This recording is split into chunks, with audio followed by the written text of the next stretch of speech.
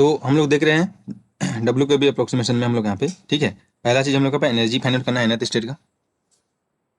तो क्वांटाइजेशन जो मेथड है हम लोग यहाँ पे, तो क्या कैसे मिलता है हम लोग यहाँ पे डिफरेंशियल, तो श्रोडिंगर इक्वेशन को हम लोग सॉल्व करेंगे हम लोग यहाँ पे। तो श्रोडिंगर इक्वेशन का जो सॉल्यूशन होता है वो वेव फंक्शन होता है हम लोग यहाँ पे। यहाँ पे तुमको बताया गया कि हम लोग श्रोडिंगर इक्वेशन सॉल्व करेंगे और पोटेंशियल हम लोग का फाइन कांस्टेंट ना होगा, ठीक है, कांस्टेंट नहीं होगा, तो हम लोग को इस तरीके से सॉल्यूशन मिलेगा हम लोग यहाँ पे, energy the particle less than potential और ग्रेटर देन पोटेंशियल के लिए हम लोग यहाँ पे,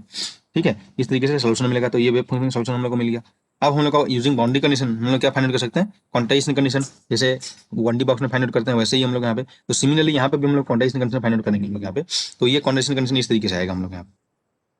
क्या आ जाएगा हम लोग यहाँ पे कि 1/h, ठीक है, और √2m e minus v x d x is equal to, यानी कि इसको तुम बोल सकते हो p x d x is equal to, ये आ जाएगा हम लोग यहाँ पे n pi minus beta 1 plus beta 2। तो बीटा 1 बीटा 2 हम लोग क्या है, फेस फैक्टर है हम लोग यहाँ पे, जो बाउंड्री कंडीशन पे डिपेंड करते हैं, ठीक है, रिजिड बाउंड्री कंडीशन है या कंटिन्यूस बाउंड्री कंडीशन है हम लोग यहाँ पे। तो रिजिड बाउंड्री कंडीशन के लिए बीटा क्या होता है हम लोग यहाँ पे,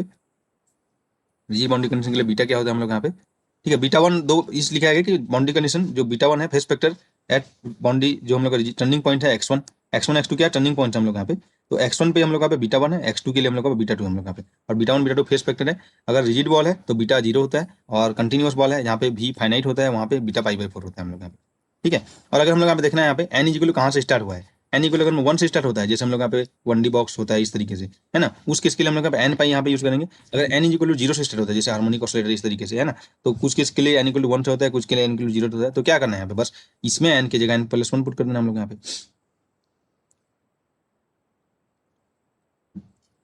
ठीक है। तो एट टर्निंग पॉइंट हम लोग यहाँ पे ई इक्वल 0 हो जाता है हम लोग यहाँ पे।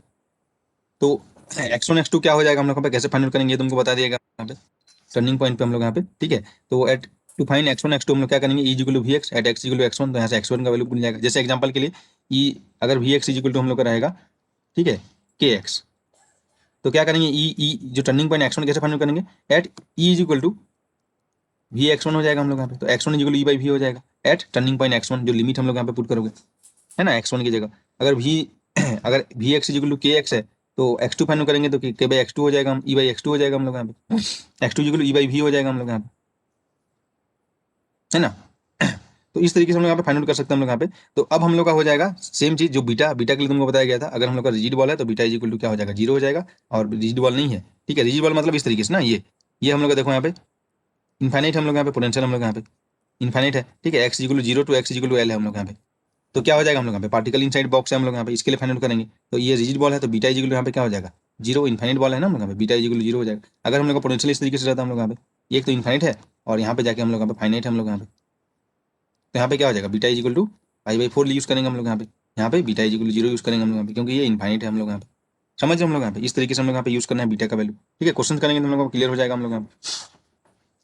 कि कहाँ पे हम लोग कैसे यूज करना है हम लोग यहाँ पे,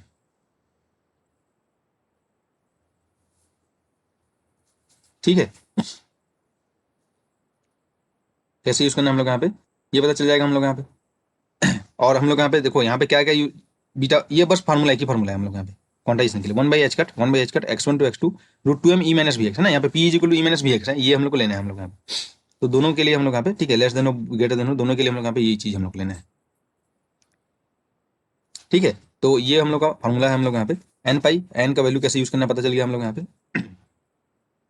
ठीक। तो ये हम लोग यहाँ पे यूज करके हम लोग फाइंड आउट करेंगे हम लोग यहाँ पे। जैसे तुम बीटा के लिए एग्जांपल के लिए हम लोग यहाँ पे एग्जांपल ये लिए थे, ठीक है, यहाँ पे तुम फाइंड आउट देख सकते हो जो एग्जांपल हम लोग स्टार्टिंग में लिए थे, ठीक है, जो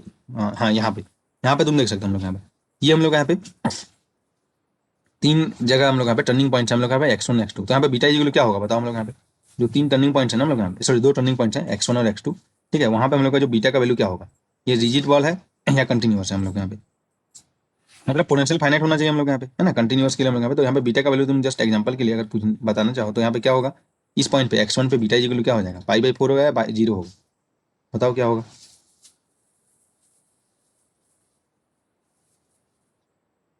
यहाँ पे क्या हो जाएगा बताओ, हमें बीटा इक्वल क्या हो जाएगा बताओ, यहाँ पे π/4 होगा हम लोग यहाँ पे, है ना, यहाँ पे π/4 होगा हम लोग यहाँ पे, यहाँ पे बीटा क्या हो जाएगा π/4 होगा हम लोग यहाँ पे, समझ रहे हो हम लोग यहाँ पे। तो इस तरीके से हम लोग यहाँ पे अगर इनफाइनाइट होगा हम लोग यहाँ पे तो क्या हो जाएगा बीटा इक्वल 0 होगा हम लोग यहाँ पे। और ये तो हम लोग का टर्निंग पॉइंट है ही नहीं हम लोग यहाँ पे, तो यहाँ पे तो बीटा इक्वल 0 होगा ही होगा यहाँ पे, है ना, यहाँ पे तो यूज नहीं करना x इक्वल 0 पे हम लोग, अगर लेकिन इस टाइप का पोटेंशियल दे देता हम लोग यहाँ पे एग्जाम्पल के लिए, 1D हाफ हार्मोनिक ऑसिलेटर, और यहाँ पे इधर इन्फाइनाइट दे देता हम लोग यहाँ पे, इधर पार्टिकल जा नहीं रहा है, इधर जा रहा है हम लोग यहाँ पे। तो 2 पॉइंट आता है हम लोग यहाँ पे, एक होता है ये x1 होता है, ये x2 होता है यहाँ पे कुछ सम पॉइंट पे। तो यहाँ पे बीटा इक्वल क्या पुट करेंगे हम लोग यहाँ पे 0, और यहाँ पे बीटा इक्वल टू π/4।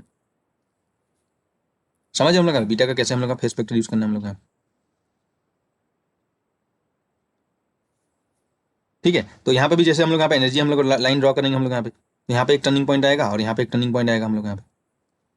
आ जाएगा यहाँ पे बीटा इज इक्वल टू π/4 आएगा। ठीक है, समझ रहे हो ना यहाँ पे। और अगर यहाँ पे इस तरीके से है Vx और पॉजिटिव के लिए बस x है, इधर इन्फिनिट है, तो यहाँ पे बीटा इज इक्वल टू 0,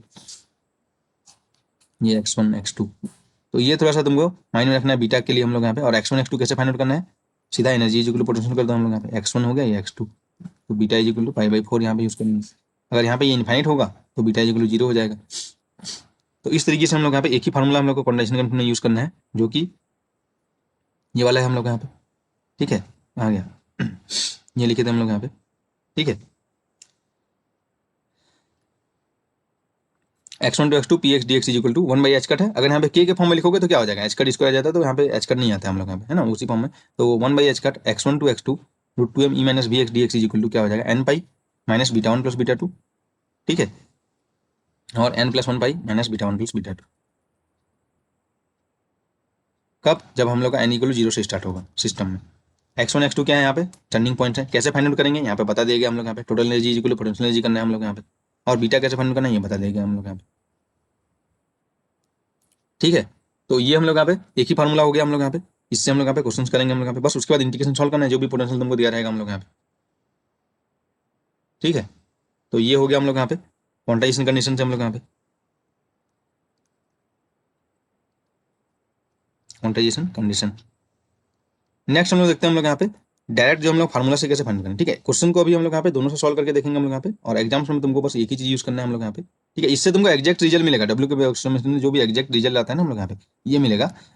और जो डायरेक्ट फार्मूला से हम लोग यहाँ पे कुछ केसेस में हम लोग यहाँ पे, ठीक है, एग्जैक्ट नहीं मिलेगा, लेकिन डिपेंडेंसी हर केसेस में तुम फाइंड आउट कर सकते हो एन का, और एग्जाम में वही पूछा जाता है हम लोग यहाँ।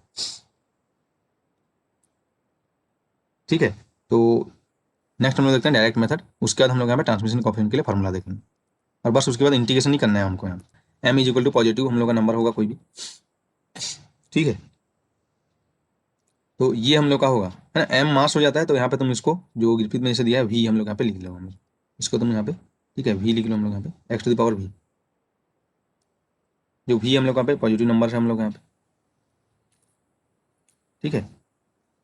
तो ये हम लोग का इस तरीके से पोटेंशियल मिलेगा हम लोग यहाँ पे, मतलब हम लोग क्या मिलेगा, सिमेट्रिक पोटेंशियल हम लोग का मिलेगा हम लोग यहाँ पे, मॉड ऑफ एक्स इसे ले गया, सिमेट्रिक पोटेंशियल हम लोग को मिलेगा,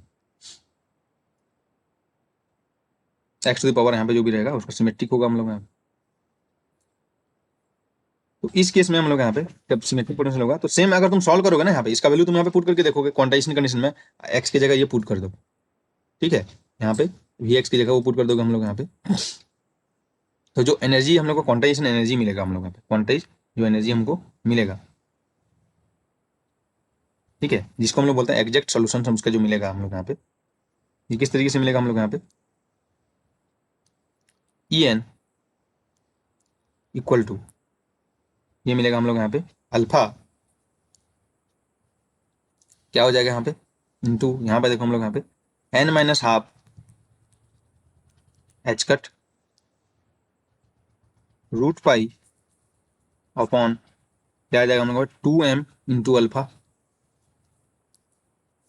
और gamma 1/v plus 1/v plus 3/2 upon gamma 1/v plus 1, ये पूरे का पावर आएगा हम लोग यहाँ पे 2v अपॉन v प्लस 2। ये हम लोग का एग्जैक्ट, ठीक है, सॉल्यूशन और symmetric potential of the form ये, इस तरीके से हम लोग पे सोल्यूशन मिलेगा हम लोग यहाँ। ठीक है, तुम जो भी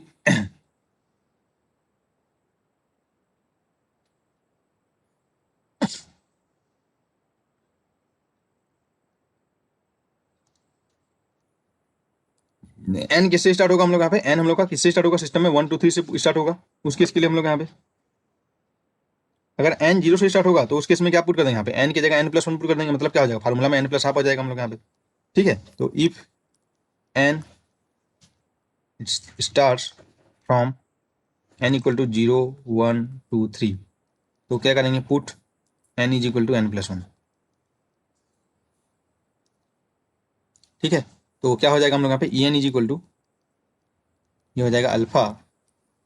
ये हो जाएगा n+12 h cut √π/2m alpha, ठीक है। और क्या आ जाएगा, gamma 1/v plus 3/2 upon gamma 1/v plus 1, ये टोटल टू द पावर आ जाएगा। ये डिपेंडेंस पूछा जाता है 2v/v प्लस 2, ये बहुत इंपॉर्टेंट चीज़ है फैक्टर 2v/v प्लस 2। देखो n अगर वेरी लार्ज होगा ठीक है, तो n वेरी लार्ज तो क्या हो जाएगा हम लोग का n+12 और n-12 में कुछ ऐड करोगे तो क्या हो जाएगा, इक्वल टू n ही होगा हम लोग यहाँ पे, है ना। तो अगर हम लोग का पूछा जाएगा कि सिर्फ n पे कैसे डिपेंडेंट करता है, एनर्जी का डिपेंडेंसी n पे कैसे है, क्वेश्चन में वही पूछा जाता है हम लोग यहाँ पे। तो क्या हो जाएगा हम लोग यहाँ पे, ठीक है। देखो जो भी होगा n+12, ठीक है, ये देखेंगे हम लोग, तो ई एन प्रोपोर्शनल टू क्या हो जाएगा हम लोग यहाँ पे n टू द पावर, यहाँ पे n है, n टू द पावर क्या हो जाएगा 2v/v प्लस 2, ये बहुत इंपॉर्टेंट चीज़ है भाई, ठीक है। ये तो एग्जैक्ट तुमको अगर देखो एग्जाम में बस यही चीज़ पूछा जाता है प्रोपोर्शनलिटी, कभी कभी एक बार ये 1 2 बार पूछा जाता है हम लोग यहाँ पे ये,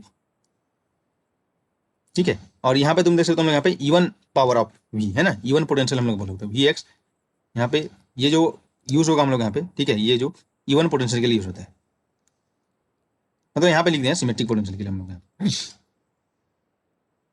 एग्जैक्ट जो आंसर आएगा ना इवन पोटेंशियल के लिए आएगा हम लोग यहाँ पे, ठीक है। और ये क्या हो जाएगा हम लोग यहाँ पे, जो जो वाल है हम लोग यहाँ पे n = n-12 h कट है हम लोग यहाँ पे, ठीक है। और भी इसका स्पेशल केसेस अभी तुमको बताया जाएगा। तो सबसे पहले देखो एनर्जी क्या हो जाएगा n to the power 2v/v plus 2 हो जाएगा। उसके बाद जो पैरामीटर होगा, ठीक है, किसके, अल्फा, अल्फा के कैसे डिपेंडेंट करेगा हम लोग यहाँ पे, तो एनर्जी डिपेंड्स ऑन, ठीक है, प्रोपोर्शनल टू अल्फा, अल्फा मतलब ये है, देखो हम लोग यहाँ पे अल्फा टू द पावर 1 है और यहाँ पे अल्फा टू द पावर, ठीक है, 1/, अल्फा टू द पावर यहाँ पे क्या है, अल्फा टू द पावर -12 है, तो ये हो जाएगा टोटल जो अल्फा टू द पावर, तो यहाँ पे कैलकुलेट करोगे अल्फा टू द पावर यहाँ पे 1 हो जाएगा, तुम इसको कैलकुलेट कर लो, यहाँ पे 1 है और यहाँ पे देखो 1/, मतलब √2 है ना, 1/, जो स्क्वायर रूट ऑफ अल्फा है, तो अल्फा टू द पावर -12 है, तो -12 और ये हाफ कैंसिल हो जाएगा, तो माइनस भी ये आ जाएगा अल्फा टू द पावर, यहाँ पे तुम देख सकते हो 1 - v/v प्लस 2, इसको जब तुम कैलकुलेट करोगे तो v प्लस 2 - v, हाँ अल्फा टू द पावर आ जाएगा, प्रोपोर्शनल हो जाएगा 2/v प्लस 2। तो कभी कभी ये भी पूछ देते हैं साथ में, है ना, लैम्डा रहता है तो यहाँ पे ये इसके प्रोपोर्शनल होगा हम लोग यहाँ पे। ये दो चीज़ बहुत इंपॉर्टेंट है भाई, 5 मार्क्स तुमको एग्जाम्स में मिलते हैं इससे। Alpha energy to power 2/v plus 2 और अल्फा टू पावर जब देखोगे हम लोग यहाँ पे 2/, जब कब जो v है ना इज इक्वल टू हम लोग का sum alpha into x to the power v है हम लोग,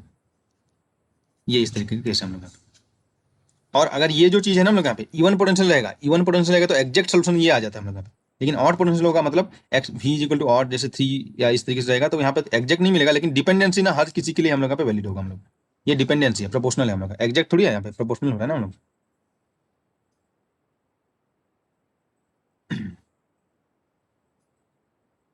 ठीक है, लेकिन अगर हम लोग यहाँ पे एग्जाम्पल के लिए हम लोग यहाँ पे x टू द पावर 6 रहेगा एग्जाम्पल के लिए, ठीक है। एग्जाम्पल के लिए यहाँ पे देखो v x proportional equal to lambda x to the power 6 है,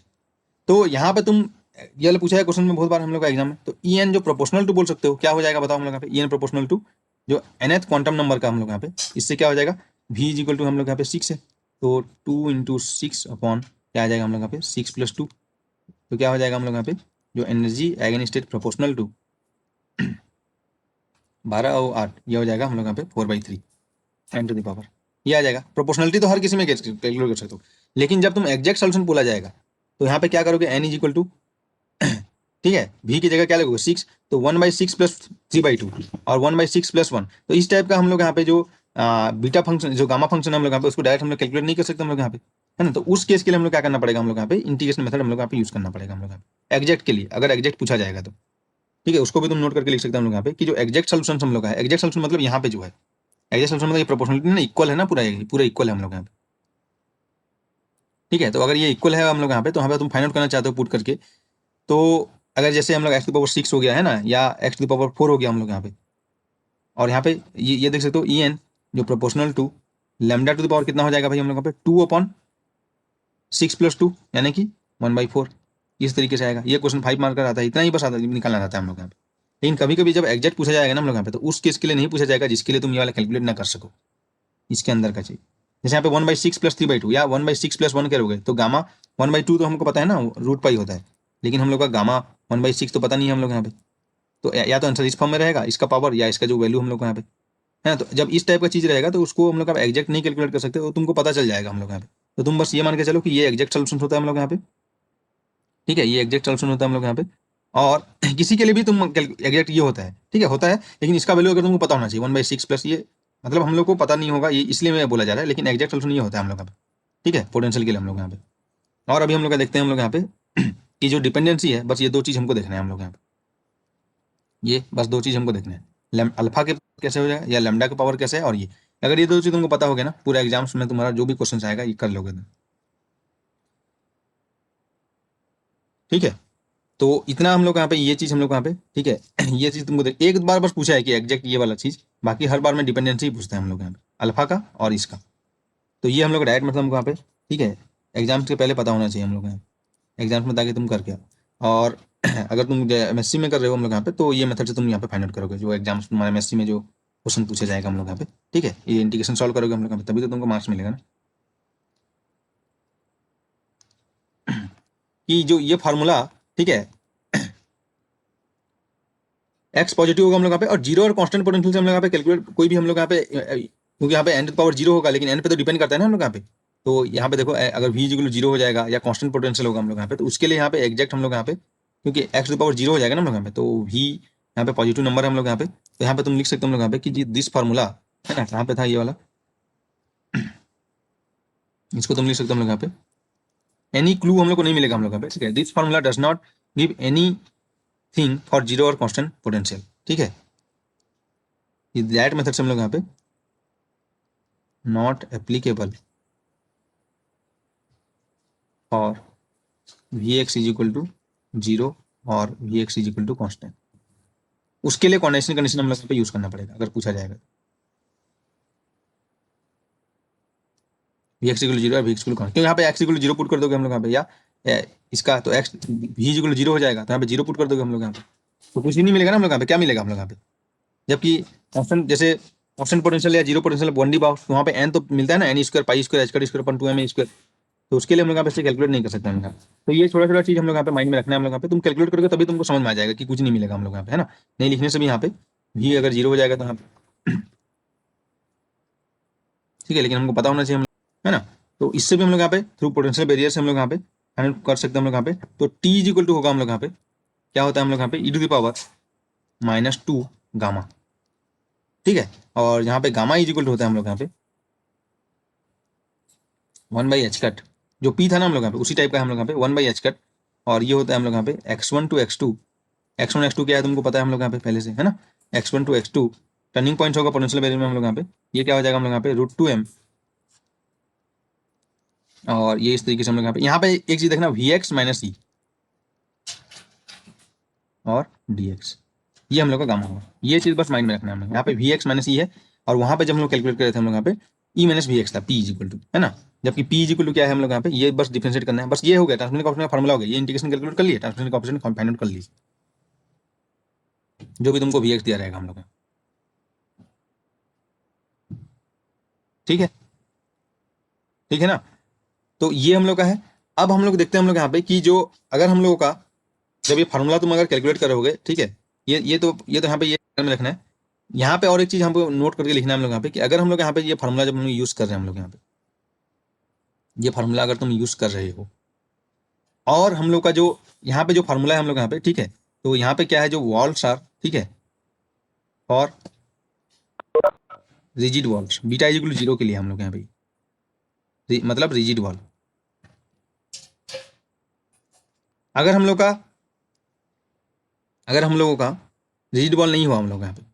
तो क्या करेंगे हम लोग यहाँ पे, इफ एन स्टेप हमें ये लिख दिया हम लोग यहाँ पे, इफ नॉट रिजिड वॉल, यहाँ पे ये लिख सकते हम लोग यहाँ पे, if not rigid ball means क्या हो जाएगा, कंटिन्यूअस। तो क्या करेंगे हम लोग यहाँ पे बस मॉडिफाई करना पड़ेगा हम लोग को। यहाँ पे मॉडिफाई करेंगे हम लोग यहाँ पे, put values of beta is equal to π/4। दो वॉल होगा तो दोनों के लिए हम लोग पुट करेंगे हम लोग यहाँ पे, ठीक है। तो if two wall put β1 and β2,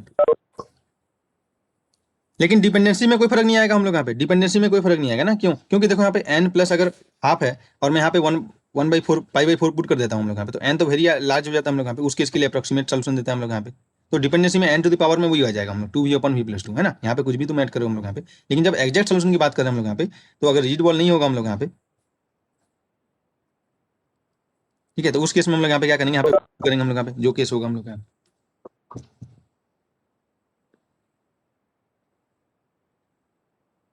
ठीक है। तो ये कुछ चीजें हम लोग यहाँ पे माइंड में। तो अगर हम लोग का टर्निंग पॉइंट रिजिड बॉक्स पे वॉल पे नहीं होगा तो कहाँ पे मॉडिफाई होता है, इसके साथ हम लोग को क्या होता है, एन जो हाफ ये एन है हम लोग यहाँ पे, एन पाई जो था हम लोग यहाँ पे, इसी के साथ ही हम लोग यहाँ पे आता है, जो हम लोग यहाँ पे बताया गया था कि रिजिड बॉल रहेगा तो 0 है, अगर रिजिड बॉल नहीं है तो यहाँ पे π/4 एक्स्ट्रा ऐड होगा हम लोग यहाँ पे, है ना। यहाँ पे हम लोग ऐड होता है ना एन के साथ, तो वैसे यहाँ पे एन पे ऐड होगा, लेकिन हम लोग का जो डिपेंडेंसी में कोई फर्क नहीं आएगा, ठीक है। ये तो हम हमेशा वही रहेगा हम लोग का, क्योंकि एन हम लोग का डिपेंडेंसी जब देखोगे तो लगभग हम लोग का यही आ जाएगा 2v/v+2 और 2/v+2। तो ये बस दोनों चीज़ हम लोग का बहुत इंपॉर्टेंट चीज़ है, ठीक है। इसी से पूरा क्वेश्चन होगा हम लोग यहाँ पे, तो प्रीवियस क्वेश्चन होगा हम लोग यहाँ पे। और जिस केस में तुम सॉल्व नहीं कर पाओगे, एग्जैक्ट सोल्यूशन अगर पूछ दिया एग्जाम्स में, लेकिन नहीं पूछेगा हम लोग यहाँ पे, अगर पूछ दिया तो अगर तुमको सॉल्व करना है तो ये वाला फॉर्मूला हम लोग यहाँ पे हमेशा यूज़ करें, है ना। और टर्निंग जो क्या बोलते हैं हम लोग यहाँ पे, ट्रांसमिशन कोएफिशिएंट के लिए हम लोग यहाँ पे ये वाला चीज़ हम लोग यहाँ पे यूज़ करेंगे, e⁻² गामा, और गामा इज इक्वल टू बस ये है हम लोग यहाँ पे 1/h cut x1 to x2 2m vx - c dx,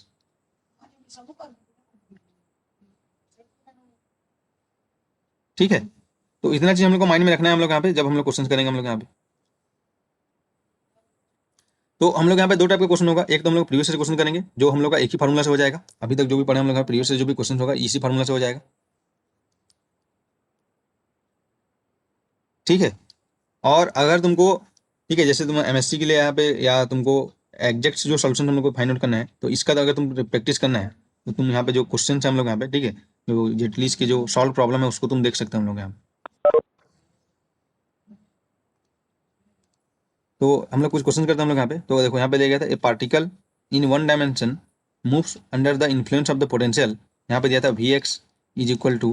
ax⁶, where a is a real constant. तो बोला गया था for large N the quantize energy, ठीक है, क्वेश्चन पूछा गया था for large N the quantize energy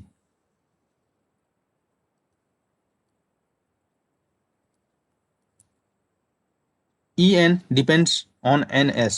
En depend on